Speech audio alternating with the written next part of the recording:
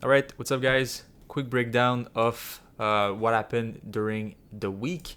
Couple of trades, to be honest. Couple of shorts, couple of buys. The buys, as you know, actually made us some great returns. The short, well, it was another scenario. All right, we didn't lose money on the shorts. Actually, we just took a couple of break evens. So the short zone were great, structures were great, but no follow through. So we got stopped at break even, perfectly fine. But when you're shorting a market that is basically only going up, it's basically real normal to get a lot of break even before you catch the solid short. All right.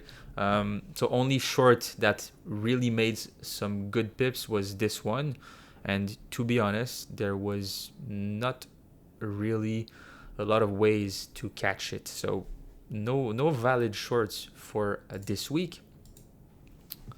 So let's take a look at the buys I took. So the two buys I took, first one was this one right there on London session. So it was actually at around 2 a.m. If you are from the New York session. Why did I took this trade? Pretty easy, to be honest. It starts from the 1 hour.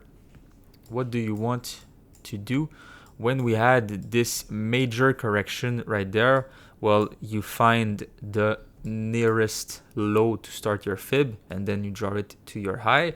Once this low was broken, then you find another low, which was this one.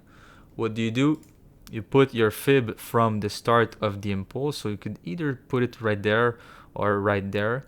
It's basically the same thing or almost. And then what do you have? You have a solid level. All right, so you take all this liquidity. What's the next level? 61.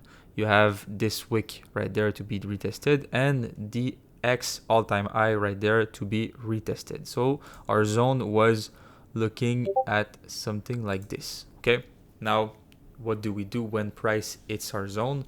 We look for structures. What happened on that trade or on that zone? Absolutely no structure. Okay, no trade on that. If you snipe that, you're a complete moron. So no need to take a trade on that. Okay, what do we need to do? You need to wait for a retracement. Now, when price makes a 61 and reacts with that much upside, the odds that price will make a nice structure and then go up is very, very low. Okay, which is why I actually took this buy, is because by experience, when you have this 1 hour close on a market that is just ripping up and up and up and up, odds are that it won't fucking stay there for a long time, right? It will go up right after. So what I did, pretty easy. I put a small fib from the wick right there to the new high. I'm sorry, my trading view is a bit slow. I don't know why.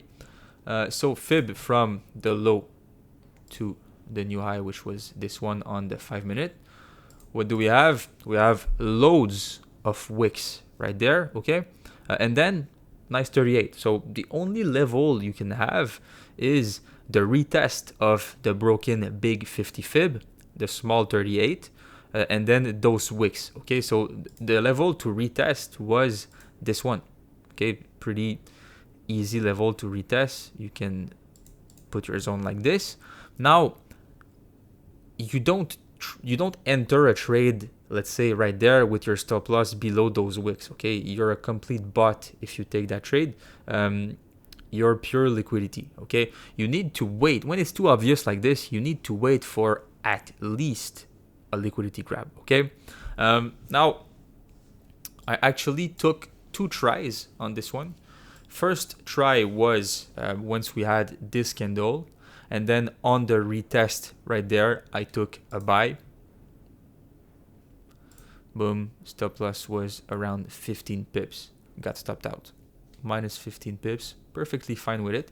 I was about to wait for maybe a retest of that zone, but then once I saw this candle right there that retested the 50 fib, touched that little, I don't know if there's a name for this types of pattern, but the retest of this little wick between two candles, and then it closed like this. Around 20 seconds before the close, I entered another position right there.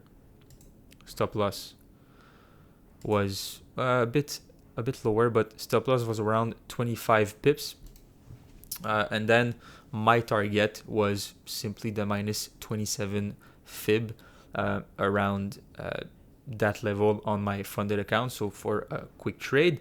But then on my live account, I had bigger expectations of gold, so I decided to kind of swing it and keep the position a bit longer. Okay, so this was a solid trade. Unfortunately, if you trade only New York and you don't have the luxury to trade London, well, it was a miss. Okay, so no worries on that.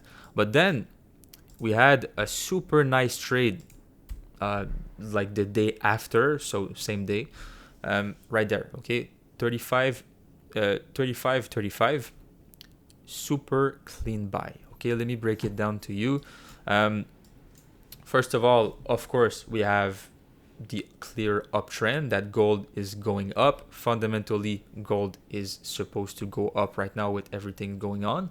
So, I mean, you got no reason anymore after we made this kind of pullback to try to short. Okay, it's not valid. So you need to wait. You need to actually now focus on basically only dip buys. So now you wait for a dip and you buy. Okay, so what time was it? Day started around 8, so right there. You don't want to buy this dumbass structure. Okay, I think there was a news. You wait for a clean structure and then you buy. Okay, so we had our fib from there to the new high right there. Then second fib from this low to that high. And now we look for potential zones. What do we have? Simple. You got 50 fib, 61 fib, lots of liquidity, major key level. Okay, you can have a big key level or just too small. In this case, the zone would have looked probably around something like this. Okay, so you put everything together. This is the best possible zone. Then we could have had another zone around the small 88 right there, possibly. Okay, but the first one was clearly that one. I think when I put my zones in the chart, it was more like this, but either way, okay, it was a valid zone. Now what do we have? We have the first touch of the 61. Once again, like in this scenario, if you bought around here with a stop loss below there, you are straight liquidity. Okay, you are a bot if you took this buy right there. Don't take that. Okay, it's like asking to get stopped out. Wait for the grab at least and then look for potential structures. Okay, so first we got the grab, major upside. Now all we need to do is either wait for a structure around there or a retest and look at the possible reactions. So grab, every dumbass retails gets stopped out from this idiot trades. Then price goes up, price goes down, retest the 61 once again. Okay, you don't want to snipe the 61. Why? Because it was a way too big stop loss. Well, actually it wasn't that bad, 27 pips, but you need a bit of confirmation that price wants to at least reject that level another time. Okay, snipes are good, but when it's like a 12, 15 pip stop loss max, okay, you can take that loss. But a 30 pips loss on a snipe like this, you don't want that. So you wait for an actual reaction. Now we get the reaction, fails to make a new low. Now in the same scenario as this one, around 20 seconds, 30 seconds before the close of that 5-minute candle, you enter stop loss. I entered around there, maybe stop loss below that, so 25 pips, 23 pips, perfectly fine, since we had the second reaction, which tells us that price wants to go up and wants to reject that level and doesn't want to go down further. And then you can either do like me, like I did on my live account, and just swing it, since gold is straight up making all-time highs every day since last week, so you can swing it to all-time highs, or you can just take it as a day trade and enter and get out around 35, 52, 53, so around that level when we retested that major wick right there. I think I got out a bit early on my funded, to be honest, so I think I got out at around 51. Okay, so a bit there, but the perfect take profit was at the retest of this wick right there. So what happens with my positions? Of course, I took some profits. I think it was when we broke that high right there. I took some profits on my first position, that was this buy. And then for this one, I held it full size through NFP. Maybe I was a bit lucky, okay. NFP was a complete beat, so it followed the gold bullish narrative. But it was maybe a small gamble, you can call it that, but it was controlled because stop loss was at BE. I already had made lots of money by the position I closed from there, so I wasn't risking anything. But the potential was huge because I was aiming for 35.95. Why 35.95? $5 before 3600.